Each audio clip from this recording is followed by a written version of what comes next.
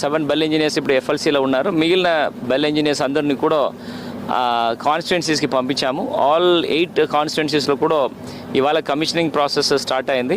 ఇక్కడ ఈ ఎఫ్ఎల్సీ కార్యక్రమము రేపు ఈవినింగ్కి కంప్లీట్ అవుతుంది. ఈ 2408 కూడా దీని నుంచి మళ్ళీ ఫస్ట్ ర్యాండమైజ్ చేసేసి అసెంబ్లీ సెగ్మెంట్స్కి పంపించేసి అలాంగ్ విత్ బఫర్ ఇది కూడా సేమ్ కాన్స్టిట్యున్సీస్కి ఇక్కడ నుంచి ఫిజికల్గా ఆర్మ్డ్ గార్డ్స్తో పంపాల్సిన పరిస్థితి ఉంటుంది. సో ఈ ట్రాన్స్పోర్టేషన్స్ విల్ హ్యాపన్. ఇప్పుడు టుడే 3వ తారీఖు 4వ తారీఖు వరకు ఈ ఎఫ్ఎల్సీ జరుగుతుంది.